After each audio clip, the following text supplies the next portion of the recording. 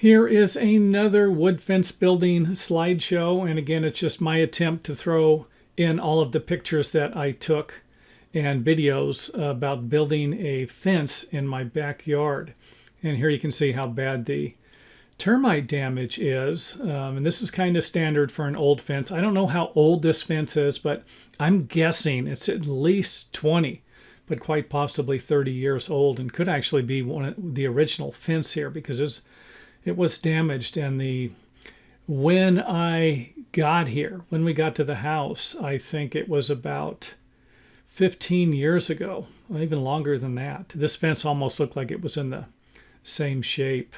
And I do have other videos. I'm going to put links in this video to a few of the other videos that we've already made about the fence demolition and the assembly of it, trying to figure out where the fence posts go. And if you have any questions, leave them in the comment area for, something I might have missed. And I am going to provide a link to our website that will have all of the videos that I have made for this particular project. And the reason why I made this was just to give people an idea of, I see a lot of fence building projects on the internet, and they seem to be missing one or two things. And that's not what I want. If there's something I missed, let me know, and I'll see if I can't make a video. And of course, this looks like this was actually a gate. You can see the swinging hinge there. And I was kind of surprised. What would they have had a gate here for? And of course, the stories that I've heard, someone said that these people had a small horse at one time. And I find that hard to believe. But again, not going to rule it out. Maybe they needed a gate to have the horse go graze in their neighbor's backyard. I don't know. So you can see the debris there.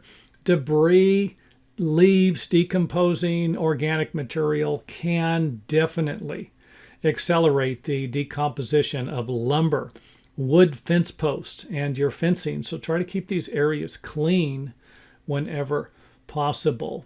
More wood rot and termite damage.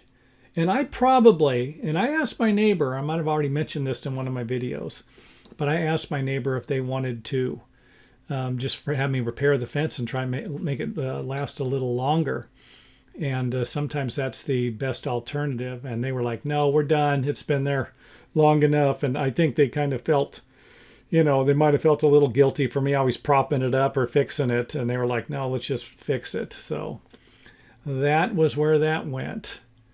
And we can see here where one of the boards bowed, not uncommon. You can remove the board. As long as you're using screws, it's going to be a lot easier. If you nail these boards together, you're going to have a difficult time removing any of the ones that warp, bow, cup, you name it. There's one of our cats. He left the planet here a while ago. Poor little guy. I don't even think he was a year old. And he was an adventurous cat and always going across the street. And I probably don't have to tell you what happened to that little guy. Giving you an idea of what I'm working with here. I took the section of the fence, the large section of the fence, and this is basically one day, what you're looking at here, except for a few pictures in the very beginning. And you can see kind of where the sun was going down. I want to say the first 3 or 4 pictures. So this was probably the hardest day I ever worked on the project here, and I don't think I could work for 2 more days. It was like, I had to take the next day off for sure. I was just wiped out, not in shape like I used to be. And the other end, again, we need 2 points, one at one end, and this is the one at the other end, where we can get a string and get a nice straight line. And from that straight line, you're going to be able to level down or plumb down vertically, level off of that string and locate your post, all of the footing holes that need to be dug, and to create a nice straight fence. It looks like I dug out one of the old concrete footings there. There's the pile. That was my neighbor's job. He had to get rid of the pile. He volunteered for that, so he was in charge of getting rid. I think I took some of the stuff, some of the wood, and got rid of it that as I could. I think I got rid of all the concrete, so he didn't have to haul it off. And there was a lot of concrete, a lot of the old fence post. So you can see there where I had to move it over. That was how far it had to move, and it actually has some gravel in the bottom of it there. I put I had some gravel from my pond waterfall that I'm working on, so I just thought I would throw it in there. If I didn't have the gravel, I probably wouldn't have thrown it in there. Wouldn't have been a big deal. And you can see there where the first couple of posts are starting to get set, or should I say look like that was what was going on. Yeah, there we are, setting a couple of posts there. And this one here, I nailed the top 2x4 fence rail.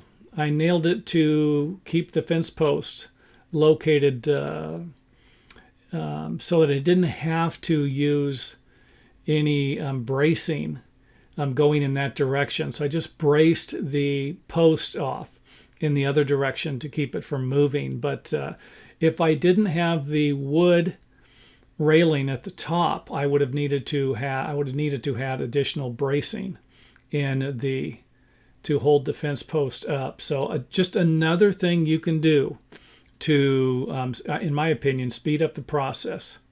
And see, there's the stake. I just have one brace, I should say, going into the ground.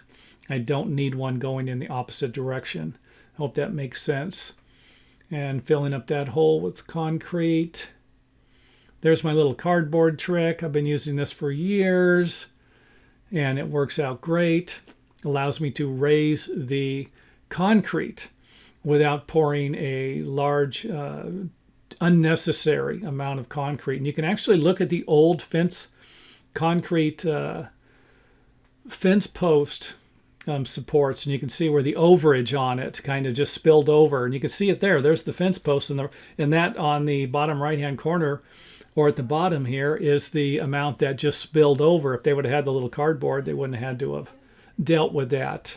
And is that a big deal? No. You want to spend a few more dollars on some concrete, that's fine. Most of the time I end up in a situation like this because, as you can see where I moved the fence post, I had to move it away from the existing concrete footing, and sometimes when you do that, you end up over digging, either to remove the existing concrete footing, and then you've got a really big hole, or when you dig a hole, something caves in, creates a larger hole. Again, this really worked out great. So here I poured it, and the next day I went in and removed it. After the footing was poured, I could go in and remove the concrete, the existing concrete fence post, or the old one, and without worrying about anything caving in, because my concrete would have already been set for my new post. And of course, I hope that makes sense also. And there it is, kind of shaping it at the top. You've got to make sure that the top of the concrete is angled, sloping away from the wood so that no water gets trapped, or at least you lower the amount of water that could get trapped and flow towards the wood and into the gap between the wood post and the concrete. Remember, concrete expands and contracts, and that could be a problem as your wood fence post shrinks, which it can, especially if it's not a dry product. It has too much moisture in it. It can actually shrink, loosen up, and the fence can start to wiggle. It'll start to move a little bit. And once you get a big gap in there, that's just and you have the top of the concrete sloping. It's either flat or it's sloping back towards the wood. Now you've got something that's going to accumulate even more water and accumulate the rotting process, or the termites. Termites love wet wood. They like wet wood a little more than dry wood. At least that's been my experience.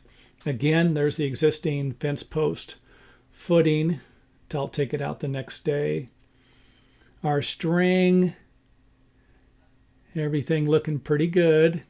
And when you build a wood fence, it doesn't got to be perfectly straight, but it's nice to have it as straight as you possibly can make it.